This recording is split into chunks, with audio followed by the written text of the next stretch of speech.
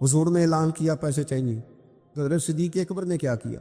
حضرت صدیق اکبر نے کپڑے بھی اتارے، ہاں سر سے پگڑی بھی اتاری، پیروں سے جوتے بھی اتارے، تینوں لب دیا نا اسی آپ ہی گواچے، ہر چیز اتاری، کپڑے میں باندھی۔ حضرت عمر کہتے ہیں میرے حالات ان دنوں بڑے اچھے تھے، میں نے سوچا تھا میں حضرت ابو بکر سے بڑھ جاؤں گا اور میں آدھا مال لایا، لیکن ابو بکر کا تو انداز ہی بڑا انوکھا، انہوں نے نا ٹاٹ کا لباس پہن لیا اور بٹن کانٹوں کے لگائے، چوگا پہن کے حضور کی بارگاہ میں آئے، سارا مال رکھ دیا۔ امام سیوطی کہتے ہیں حضرت جبریل بھی آ گئے، حضور نے فرمایا ابو بکر یہ جبریل آئے ہیں، آج تیرے لیے آئے۔ آگے کہتے ہیں یا رسول اللہ رب حضرت ابو بکر کو سلام کہتا ہے، فرمایا رب فرماتا ہے کہ آپ ابو بکر سے پوچھ کے بتائیں کہ ابو بکر اپنے رب سے راضی ہے کہ ناراض ہے؟ تو صدیق اکبر پھر کھل کے روئے، عرض کی یا رسول اللہ میں اپنے رب سے کیوں ناراض ہوں گا؟ پھر 3 دفعہ کہا یا رسول اللہ میں اپنے رب سے بڑا ہی راضی ہوں، میں اپنے رب سے، میں نے گھر میں تنکا نہیں رکھا پر میں اپنے رب سے بڑا ہی راضی ہوں، حضور میں نے کپڑے تک اتار کے دے دیے پر میں اپنے رب سے بڑا ہی راضی ہوں۔ یا رسول اللہ آپ نے جو جو کہا میں نے کر دیا، میں نے بچا کے کوئی شے نہیں رکھی، پر میں اپنے رب سے اس حال میں بھی راضی رہنا۔ حضرت صدیق اکبر سارا کچھ دے کے رب فرماتا ہے پوچھو نا راضی ہے کہ ناراض ہے؟ اب یہ پوچھنے میں بھی بڑی حکمت ہے کہ اب ذرا بول کے بتائیں، لوگوں کو بھی پتہ چل جائے کیفیت کیا ہے، کہ یا رسول اللہ میں بڑا ہی راضی ہوں۔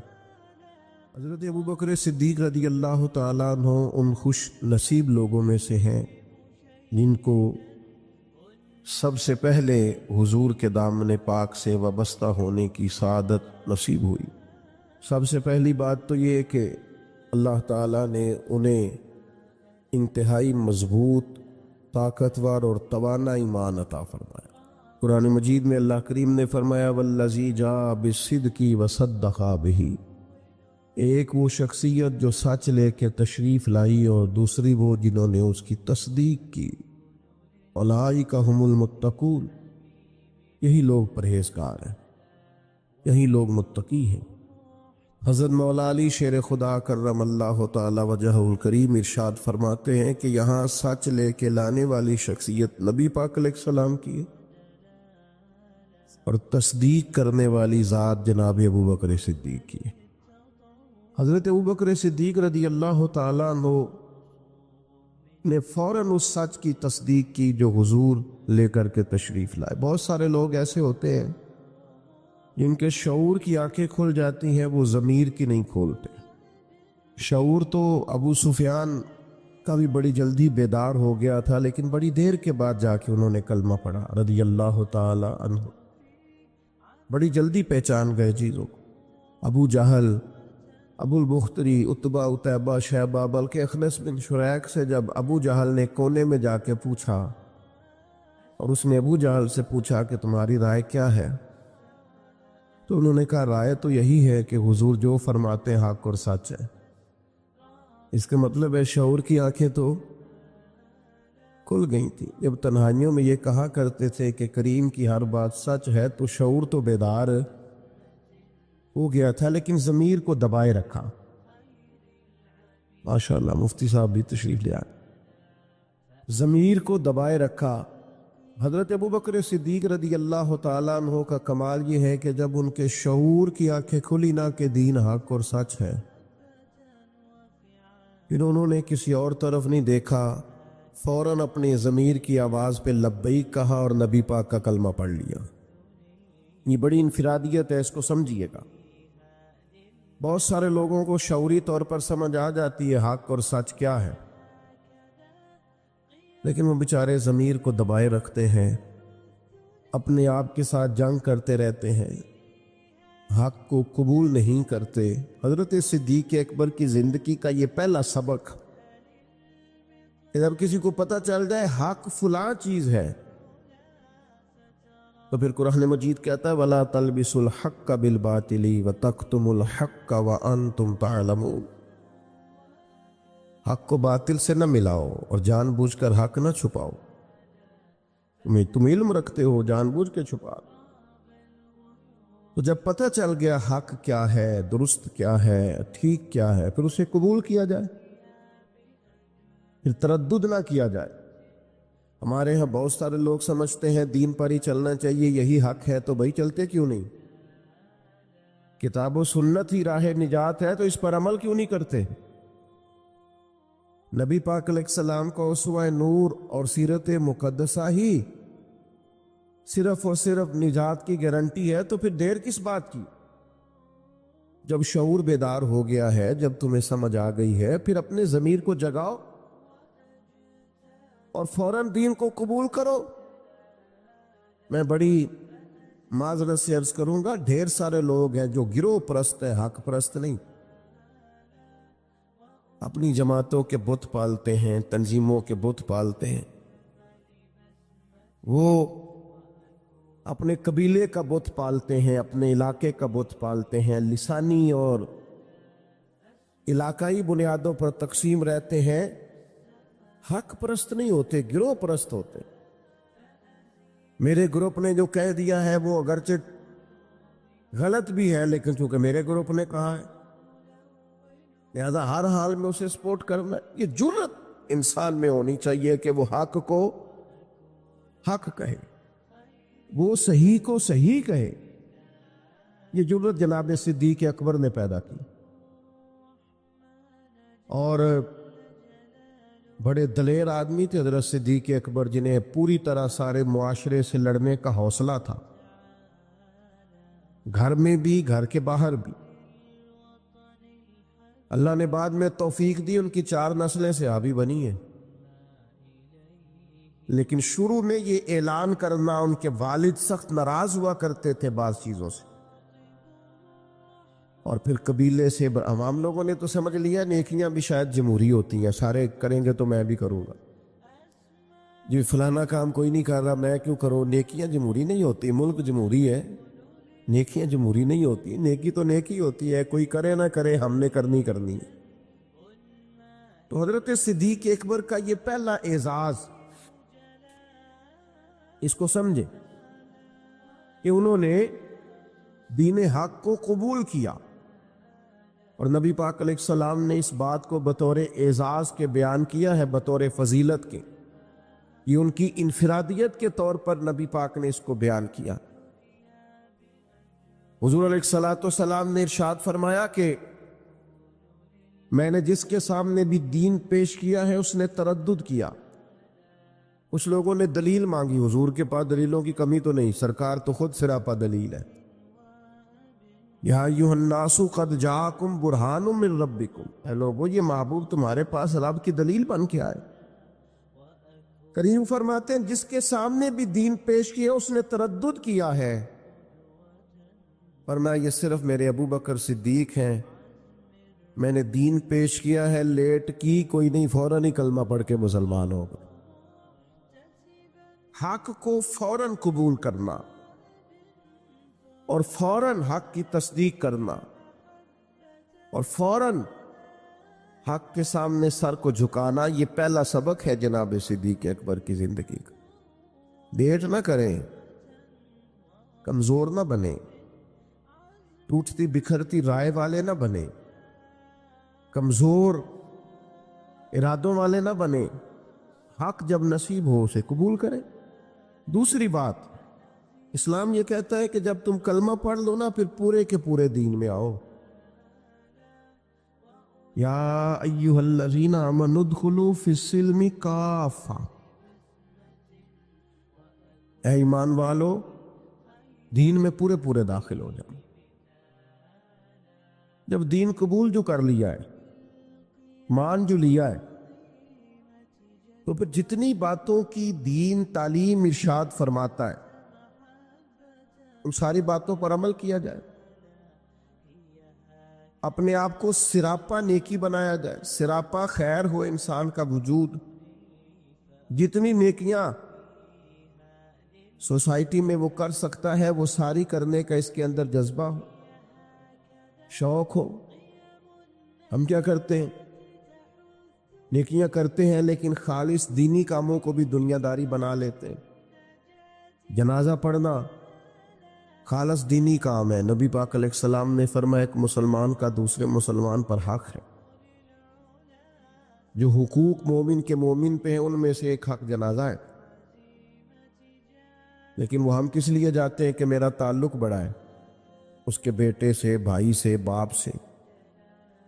آپ اس تعلق کی بنیاد پر گئے، حالانکہ آپ کو تو کلمے کی بنیاد پر جو تعلق تھا اس بنیاد پر جانا چاہیے۔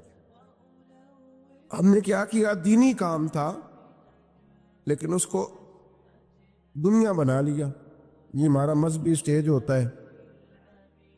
ظاہر ہے آپ اتنی بڑی تعداد میں لوگ آئے ہیں، آپ کا خیال ہے کہ ایک دیندار آدمی تقریر کرنے آ رہا ہے، لیکن اگر میرے دل میں یہ خواہش ہو کہ بڑے لوگوں میں فیمس ہو جاؤں گا اور ڈھیر سارے لوگ واہ واہ کریں گے اور گھر چاہے کہیں گے کیا بات مولانا نے کیا نقطہ بیان کیا ہے، اگر یہ میرے ذہن میں باتیں آئیں گی تو میں نے دینی کام کو بھی دنیا بنا لیا ہے۔ ترویج شریعت کے کام کو میں نے ذاتی شہرت کا ذریعہ بنا لیا۔ یہ دینی کام دنیا بن جائے۔ دین میں پورے داخل ہونے کا مطلب یہ ہے کہ آپ سراپا خیر بن جائیں، پھر آپ ہر وہ نیکی جس کو دین نیکی کہتا ہے اسے کریں، اور ہر وہ چیز جس سے دین روکتا ہے اس سے رکیں۔ حضرت حسن بصری رضی اللہ تعالیٰ عنہ سے کسی نے کہا تقویٰ کیا ہے؟ فرمایا جہاں جانے کا رب نے حکم دیا ہے وہاں غیر حاضری نہ کرنا، اور جہاں جانے سے اس نے منع کیا ہے وہاں نظر کبھی نہ آنا۔ یہ متقی ہونے کی علامت۔ حضرت صدیق اکبر کا آپ سراپا دیکھیے۔ نبی پاک علیہ السلام نے صحابہ سے فرمایا یہ دیکھیں، ہو سکتا ہے معاذ اللہ کسی کے دل میں خیال ہو کہ یہ شاید کوئی معمولی چیزیں ہیں، لیکن یہ تعمیر شخصیت میں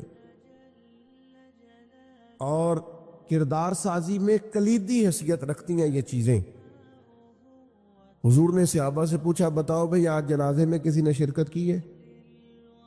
تو تمام خاموش تھے۔ جناب صدیق اکبر نے ہاتھ کھڑا کر کے عرض کی حضور مجھے اللہ نے یہ سعادت عطا کی۔ نبی پاک علیہ السلام نے فرمایا آج تم میں سے کوئی روزہ دار بھی ہے؟ عرض کی یا رسول اللہ مجھے اللہ نے توفیق دی ہے۔ صرف حضرت صدیق بولے۔ پھر نبی رحمت صلی اللہ تعالی علیہ وسلم نے پوچھا آج کسی نے کسی مسکین کو کھانا کھلایا؟ سب خاموش تھے، صرف حضرت صدیق کو آج یہ اعزاز حاصل ہوا۔ ہاتھ کھڑا کر کے عرض کی یا رسول اللہ مجھے یہ موقع ملا۔ یعنی جس سوال پر سرکار استفسار کرتے اسی سوال کے جواب میں جناب صدیق اکبر ہاتھ کھڑا کر کے کہتے یا رسول اللہ مجھے یہ موقع ملا۔ آپ بات کو سمجھیں، جب دین قبول کر لیا پھر سراپا نیکی بن جائے، پھر جو بھی خیر کا کام حضور علیہ السلام نے فرمایا کسی نیکی کو بھی معمولی نہ سمجھو،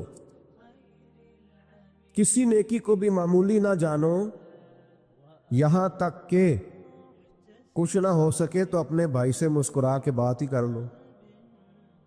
حضرت صدیق اکبر رضی اللہ تعالیٰ عنہ نے دین کے اس فلسفے پر حقیقی طور پر عمل کیا اور ہر خیر کو، ہر نیکی کو دوڑ دوڑ کے حاصل کیا۔ اسی لیے سرور کائنات علیہ السلام نے فرمایا قیامت کے دن کچھ روزہ دار ہوں گے، انہیں جنت میں ایک روزے داروں کا دروازہ ہے، وہاں سے آواز دی جائے گی روزے داروں ادھر آ جاؤ، اس دروازے سے گزرو۔ ایک دروازہ وہ ہے جہاں سے سخی گزریں گے،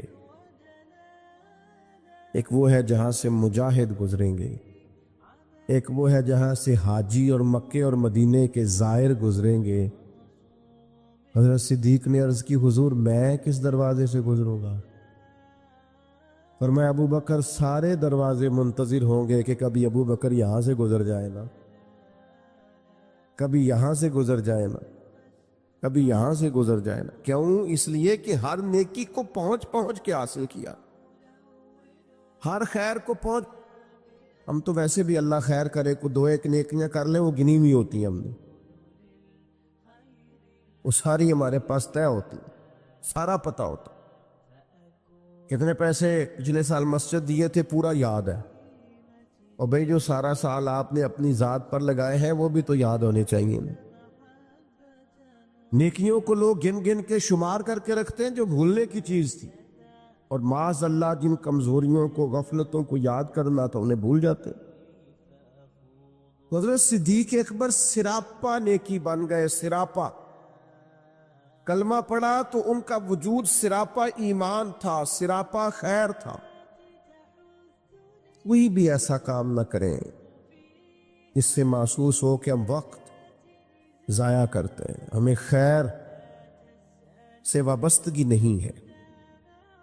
جو نیکی ملے فاستبقوا الخیرات، نیکیوں میں آگے بڑھ جاؤ، کوشش کریں کہ جلدی جلدی اپنے لیے خیر جمع کریں۔ لمحات بکھرتے جا رہے ہیں، وقت اپنا دامن چھڑاتا جا رہا ہے، زندگی سمٹ جاتی ہے اور ہم دیکھتے ہیں کہ جلدی جلدی سکڑ جاتی ہیں چیزیں اور انسان کے ہاتھ کچھ بھی نہیں آتا۔ تو کوشش کی جائے ہمیشہ خیر جمع کرنے، بڑھ چڑھ کے نیکیاں کرنے کی۔ نبی کریم علیہ السلام نے فرمایا جنتیوں کی 360 علامتیں، کسی میں ایک بھی پائے جائے تو جنتی ہے۔ آپ کی توجہ ہے میری بات پر؟ کتنی علامتیں؟ کسی میں اللہ کا، ایک دعا مانگنے لگا وہ آمین کہنا ہے، اللہ کرے آپ موبائل کم دیکھیں اور میری بات زیادہ سنیں، آمین تو کہہ دے، دعا میں تو شامل ہو جاؤ یار، دعا مانگی ہے۔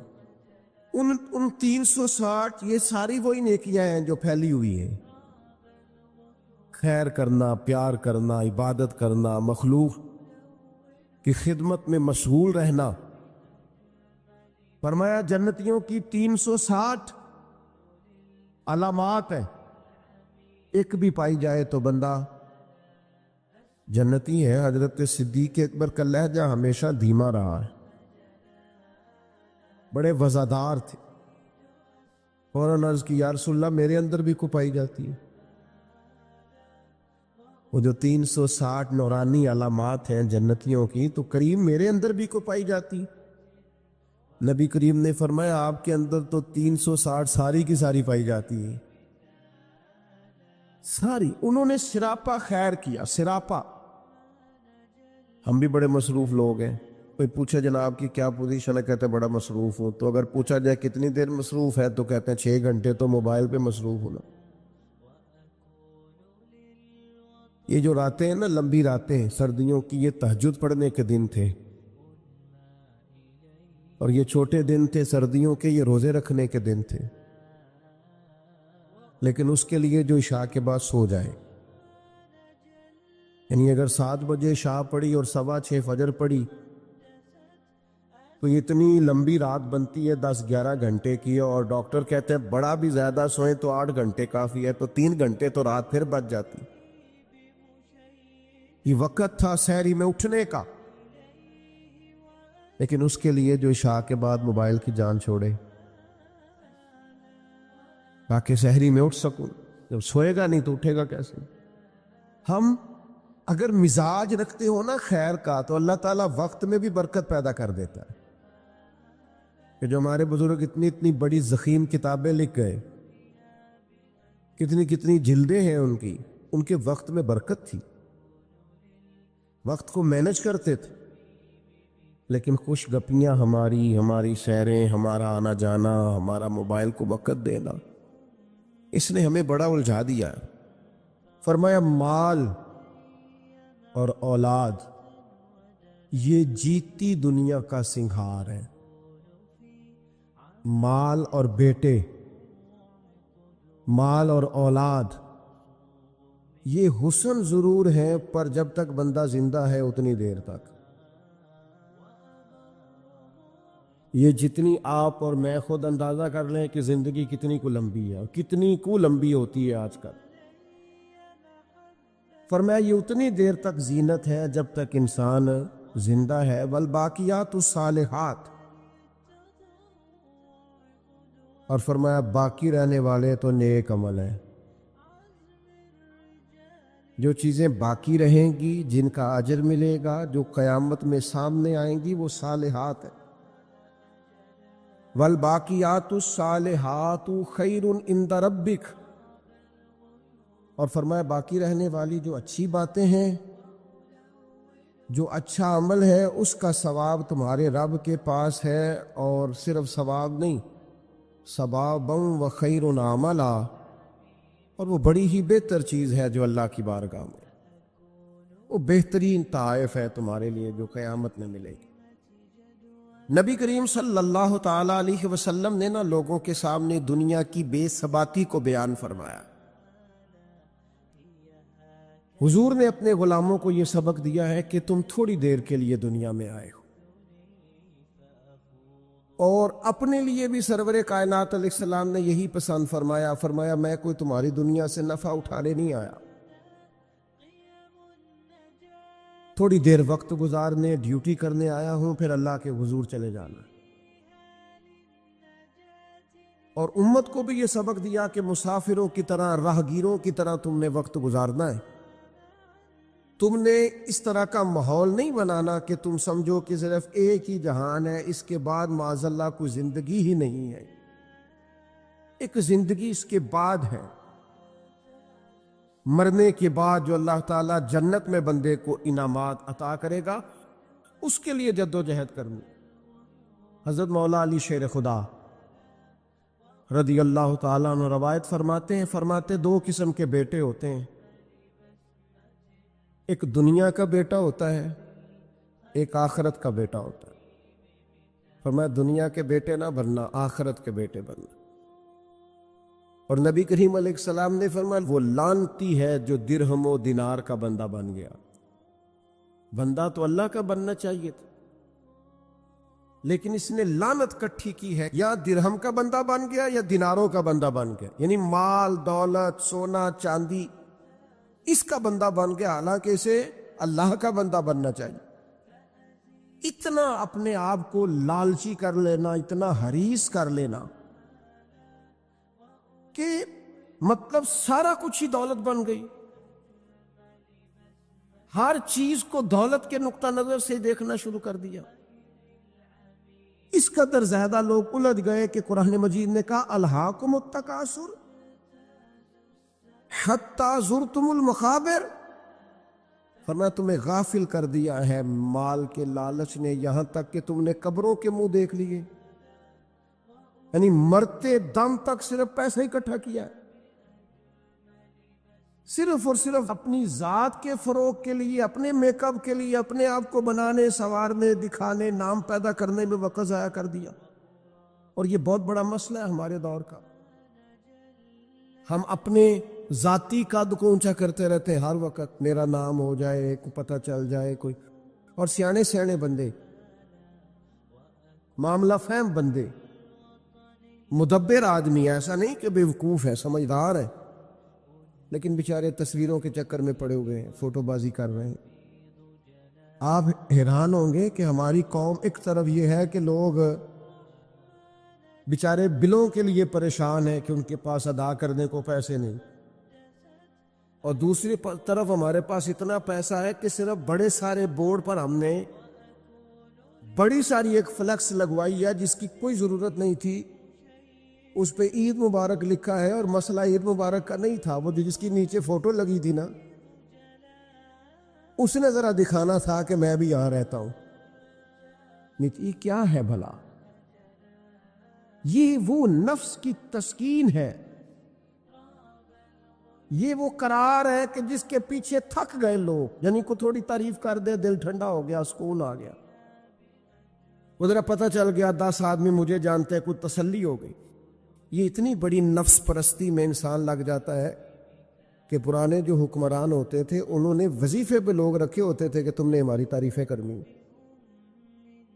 تنخواہیں ملتی تھی خوش آمدید کرنے کی، شعراء کو خریدا جاتا تھا ہمارے مناقب لکھو، نفس کی تسکین۔ لیکن کچھ رب کے بندے ایسے بھی تھے جنہوں نے قرآن جب غور سے پڑھا، جنہوں نے احادیث مبارکہ کو بالغ نظری سے دیکھا، جنہوں نے صحبت رسول قریب سے اٹھائی، تو انہیں طے ہو گیا کہ اصل گھر تو آخرت کا گھر ہے۔ وَالْآخِرَةُ خَيْرٌ وَأَبْقَىٰ، آخرت خیر والی بھی ہے، ہمیشہ باقی رہنے والی۔ جب یہ طے ہوا تو پھر ان لوگوں کی صورتیں لوگوں کے سامنے آئیں، تو ان کی زندگیاں بھی لوگوں نے دیکھی تو عش کر اٹھے۔ ان پہلی صف کے زاہدوں کو دیکھو گے نا، تو جب سب سے پہلے نام گنو گے تو ان میں ایک نام حضرت عمر فاروق کا بھی ملے گا۔ معاذ اللہ ثم معاذ اللہ، نقل کفر نہ باشد۔ کچھ لوگ ایسے بھی ہیں رفس زدہ، اور ایسے لوگ جنہوں نے معاذ اللہ ثم معاذ اللہ صحابہ کے بارے میں جن کی رائے ٹھیک نہیں۔ آپ حیران ہوں گے کہ جو معاذ اللہ ثم معاذ اللہ حضرت عمر کے بارے میں رائے ٹھیک نہیں نہ رکھتے، یہ کمال ہے نا، جو رائے ٹھیک نہیں رکھتے یہ وہ بھی کہتے ہیں کہ 10 سال سے زیادہ وقت تک 24 لاکھ مربع میل پہ حکومت کرنے والے شخص نے اپنے گھر میں 1 روپیہ بھی نہیں جانے دیا۔ آپ اسے چھوٹی بات سمجھتے ہیں؟ بہتا دریا ہو اور بندہ کہے نہیں میں نے خشک رہنا ہے، یہ کیسے ہو سکتا ہے؟ یعنی کٹر مخالف بھی کہتا ہے کہ نہ مال خزانہ میں سے کوئی عمر کی جیب میں آیا ہے، نہ عمر فاروق کی اولاد کی جیب میں آیا، انہوں نے آنے دیا ہی نہیں۔ وہ جو زہد تھا نا، ذہن بن گیا تھا کہ دنیا نہیں کٹھی کرنی، آخرت بچانی ہے۔ اور یہ ایک بات اور بھی ذہن میں رکھ لیں، زہد سے مراد یہ نہیں کہ بندے کی جیب میں کوئی شے نہ ہو تو پھر وہ زاہد ہوتا ہے۔ حضرت سلیمان بھی زاہد تھے، پر انہوں نے دنیا پر حکومت کی ہے۔ زاہد تھے جناب یوسف علیہ السلام بھی، پر حکمران بھی تھے۔ کوئی نہیں ملے گا اتنا بڑا زاہد جتنے بڑے زاہد اور پرہیزگار حضرت عثمان غنی تھے، پر گھر میں لاکھوں کروڑوں پڑے رہتے تھے۔ پیسہ ہونا اور بات ہے، لیکن دل پیسے سے لگا ہونا یہ اور بات ہے۔ حضرت عمر رضی اللہ تعالیٰ عنہ کی زندگی ساری پڑھ لو اور غور سے پڑھ لو، معاذ اللہ کوئی ناقدانہ انداز میں بھی پڑھ لے، مخالف آئے میدان میں، ایک بات ماننی پڑے گی کہ دائیں بائیں آگے پیچھے دولتیں پھرتی رہیں، پر فاروق اعظم کی نظر کو دولت لبھا نہیں سکی۔ ان کا دھیان سیدھا یا بیت اللہ شریف کی طرف رہا ہے یا گنبد خضرا والے محبوب کی طرف رہا ہے، لبھایا نہیں کسی چیز میں، نہ کوئی چیز قریب آ ہی نہیں سکی۔ حضرت سعد بن ابی وقاص رضی اللہ تعالیٰ عنہ کا ایک قول ہے، اور درجنوں بیسیوں سینکڑوں باتوں اور کتابوں کا نچوڑ ہے۔ حضرت سعد بن ابی وقاص رضی اللہ تعالیٰ عنہ بیان کرتے ہیں، مصنف ابن ابی شیبہ میں موجود ہے۔ حضرت سعد بن ابی وقاص کہتے ہیں مجھے اللہ کی قسم، عمر کوئی ہم سے مقدم آدمی نہیں تھے، لیکن درجہ بہت زیادہ لے گئے۔ کو پہلے نہیں آئے، ان سے پہلے بھی لوگ آئے، کوئی زیادہ آگے بڑھ کے زیادہ کام نہیں کیا۔ یہ صحیح سند سے مصنف ابن ابی شیبہ میں موجود ہے۔ حضرت سعد بن ابی وقاص کہتے ہیں اللہ کی قسم ایک بات تھی، اس کی وجہ سے عمر صاحب سے آگے نکل گئے۔ حضور وہ کیا؟ فرمانے لگے عمر نے دنیا داری سے دل نہیں لگایا، مال سے، لالچ سے، ہرس سے، ہوس سے دور رہے عمر۔ ان کی دنیا سے بے رغبتی ان کو آگے لے گئی۔ او یارو دانش مندان دا کام نہیں، دل دنیا تے لانا، اس ووٹی تے لکھ خامد کیتے۔ درویش سے پوچھا حضور، کہنے لگے حضور یہ زمین میری ہے، تو ہنس پڑے، کہنے لگے تیرے سے پہلے کس کی تھی اور تیرے بعد کس کی ہوگی؟ دانش مندہ دا کم نہیں، دل دنیا تے لانا، اس ووٹی تے لکھ خامد کیتے، جو کیتا سو کھانا۔ تو کھا جاتی ہے، روز نیا خامد کرتی ہے یہ دنیا، ہر روز نیا حکمران بناتی ہے۔ آپ کے ملک میں کئی وزیر اعظم ہیں، جو زندہ ہے پوچھتا کوئی نہیں، کئی صدور رہ چکے ہیں زندہ ہے پوچھتا کوئی نہیں۔ دنیا کا جو سب سے بڑا عہدہ تھا بظاہر وہ ملا ہے، لیکن حال کیا ہے؟ کچھ بھی نہیں۔ جب تک کرسیوں پہ تھے حیثیت اور تھی، کرسی تو اترے تو حیثیت۔ حضرت عمر کی زندگی کا بڑا سبق یہ ہے کہ دنیا سے بے رغبت ہو جاؤ، جو تمہارا ہے بس وہی تم نے حاصل کرنا ہے۔ آنے والی نسل کو بھی ہرس ہوس لالچ مفاد پرستی پہ نہ لگاؤ۔ آپ نے ناراض نہیں ہونا، چند دن پہلے مجھے ایک یونیورسٹی میں بلایا گیا لیکچر کے لیے، تو کہنے لگے جی مین آپ نے بات چھیڑ دی ہے، بالکل مین۔ آخر کیا وجہ ہے کہ پڑھے لکھے سمجھدار اتنی بڑی ڈگریاں اور پھر لوگ غلط طرف نکل جاتے ہیں؟ تو میں نے کہا مجھے زیادہ تو نہیں پتا، لیکن ہم جب پڑھتے تھے نا تو جس بچے سے پوچھتے تھے نا، زیادہ بچے یہی کہتے تھے بڑے ہو کے کیا بنو گے؟ کہتے میں نے ڈاکٹر بننا ہے اور مخلوق کی خدمت کرنی ہے۔ زیادہ تر یہی کہتے وہ بڑے ہو کے ڈاکٹر تو بن گئے اور اگلا لفظ بھول گئے۔ ڈاکٹر بن گئے وہ، لیکن مخلوق کی خدمت کرنی ہے یہ وہ۔ پھر انہوں نے چونکیاں رکھی ہیں 2-3، ایک پہ فیس جمع کرا لو، ایک آگے آ جاؤ، یہ اتنے پیسے مشورے کے ہیں، یہ پھر دوائی بھی وہاں سے لینا جہاں سے میں نے کہی ہے، ٹیسٹ بھی اس لیبارٹری سے کرانا جو سب کی بات نہیں کرتا، لیکن جو ہے وہ بہرحال ہے۔ خدا را کہیں تو دنیا داری چھوڑ دو، کسی مقام پر تو اس کو چھوڑ دو۔ وہ یار میں تو اس دن بڑا ہی تڑپا تھا، جس دن ایک بوڑھے نے مجھے آ کے کہا تھا پیر صاحب میں تہاڈی ماں باپ دی شان تے تقریر سنی ہے، کیا بات ہے؟ لیکن آپ کو پتہ ہے آج کل بچوں سے بھی عزت کرانے کے لیے باپ کا مالدار ہونا ضروری ہے۔ ابا غریب ہو تو وہ بچوں کے لیے زیادہ قابل احترام۔ اس نے کہا یہ بھی ذہن میں رکھے آپ۔ تو میں تو ٹوٹ گیا سارا اور بکھر گیا اس بزرگ کی بات سن کے۔